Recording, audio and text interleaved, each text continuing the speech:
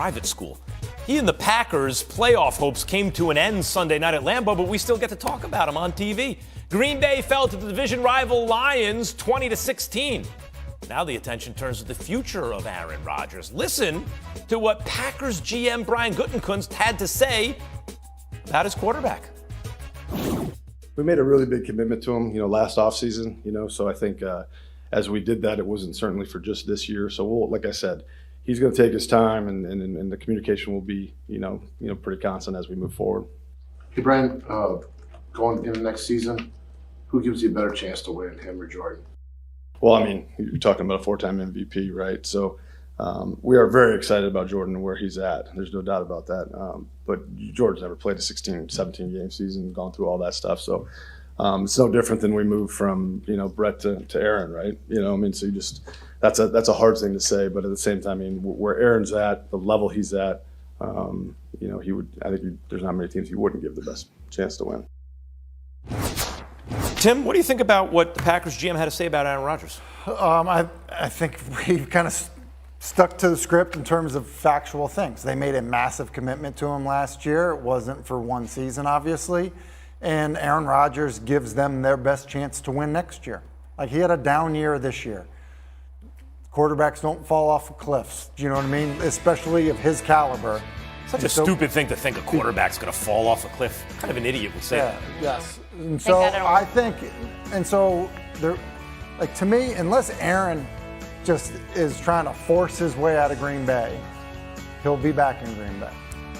So, from a team's perspective, I think they want him back. What's interesting to me, Ninko, Aaron Rodgers is guaranteed $58 million this year if he plays, right? He's going to make. But Deshaun Watson showed if you insist on leaving, the team not only gets compensated for you, but you probably make more because you're treated like a free agent. He wasn't treated like a free agent here. He'll get more than 58. Some team out there will give him $75 million if that's what he wants, right? What do you think's going to happen here? I think he's going to be in Green Bay. I don't think that they allow him to leave. They paid him a contract, fully guaranteed contract. He's going to make 50, 60, whatever it is. He's not going to retire. He's going to play next year. He's going to play for Green Bay. I think he's going to take this offseason like he did last year and use the time to explore. To heal. I think we're going to see a lot of Instagram posts. And do all that. But this is what he's been allowed to do. And this is his value. And that shows you how good he is. That Green Bay's willing to say, go take your time, go think about it. But you have to figure at some point they're gonna need an answer. You know why I think he's coming back? Why? Because he spent his year bringing these young receivers along, right? You set the table you want to eat. By the end of the season, Christian Watson was like, oh, there he is, right? $60 million. Here, it's yours. Yeah, but he'd get that anywhere. Ninko, he'd get that anywhere. No, you're not. Wake up, not kid. retire, but he could force a trade, but he's going to get that money anywhere. But why? You just put in work with young receivers who cost you a shot at the playoffs because they couldn't play early, but you brought them along or helped in it, and now they're here. Why would you leave now? They're going to be good next year. You would leave because if you think that there's a better spot. He would not leave to go to somewhere that's not better. So look at spots that might be available that maybe have a better roster.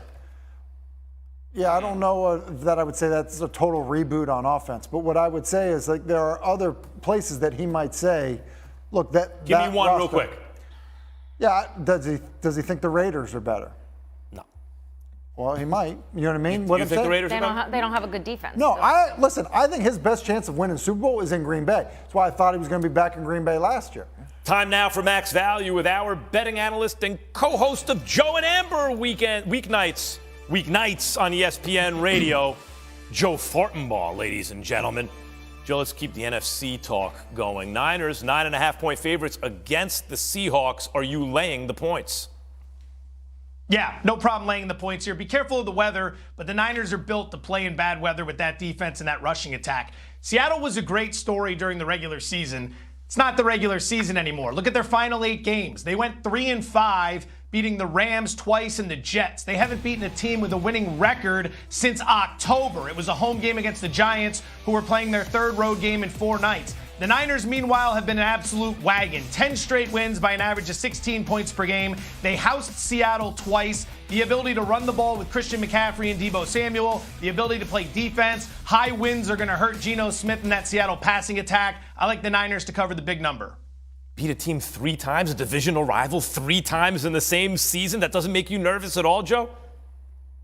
Not with this discrepancy. Dallas, Philadelphia, if it was 2-0 Philly or 2-0 Dallas, yes, not in this situation. So, Joe, my beloved New York Football Giants, 3-point underdogs against the Vikings, where it took a miracle 62-yard field goal to beat them last time. Obviously, the Giants are the play here, right?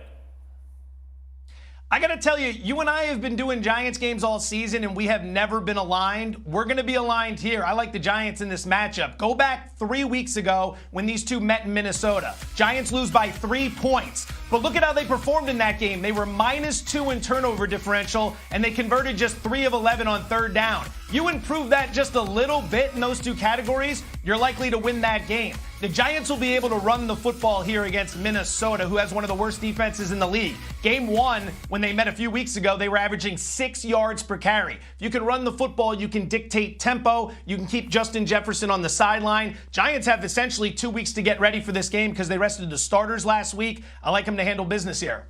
From your lips to the football god's ears. Thank you, Joe, as always. Coming up, it's time for the wild card bold predictions. Ninkovich career that as much hype as Trevor Lawrence had, we were just hoping that he could eventually get to where Justin Herbert was week 1 of his career. But recently it looks like maybe Trevor Lawrence has turned that corner.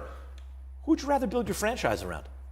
I'd go with Herbert on this one. And I talked earlier on Get Up about just how big the guy is. And I didn't realize it because you see him until you see him in person. I was working last year the Eagles-Chargers game, and I was on the field, and I saw him walk past me and said, wow, that kid's huge. And, you know, not that the other guy isn't a big guy too, but you just look at all the intangibles and the arm strength and his ability to get out of the pocket, but he's not looking to get out of the pocket. Yeah. When it breaks down, he can use his athletic ability. He's big, strong, and fast. He's got a great arm, so going Herbert. Yeah. What do you think, Tim? I would take Herbert as well. I think they're very similar players. And, you know, I think we talked before about, you know, Mahomes, Allen, and probably Herbert kind of being in a league of their own athletically, physically, in terms of quarterbacks in the NFL. Listen, Trevor Lawrence is right behind them in that. But when I look at Justin Herbert, like, I've just seen it more. You know, last year was such a disaster in Jacksonville. There's a lot of bad tape from Trevor Lawrence a year ago. So what we've seen now is like this good second season, this first year with Doug Peterson, but you've seen more success out of Justin Herbert. That's probably why I would give him the nod. I think the speed at which you've seen it as well, right? Justin Herbert gets thrown into a game 5 minutes before Tyrod Taylor goes down, or at least isn't able to play. And he's as good as it gets. Yeah. And he goes out there, and I think the world saw him that day and went, oh my God, this guy can play. When you say different, what looks different, to me, there was Patrick Mahomes. I was like, oh my God.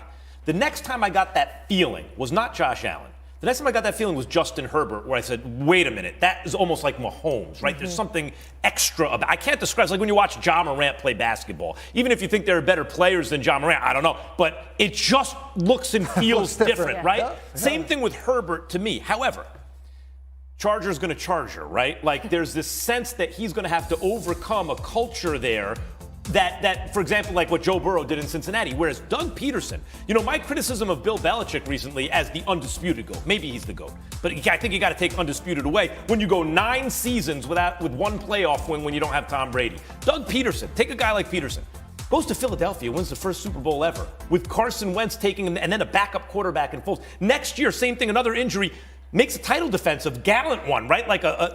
Wins a game on the road, almost wins another game on the road, now goes to a new place, a disaster, toxic situation. Year 1, just like that, they're in the playoffs. So, who would I rather build around? Herbert, he's different to me. Mm-hmm. But he's not set up to me the way Trevor Lawrence is. What have the Jags done to prove to you that you think that they're a great organization? It's Peterson, Doug Peterson. You do it in multiple places. I agree with you. Doug Peterson is, like, depending on how long he stays in it, Doug Peterson's going to have a lot of success as a head coach. Okay.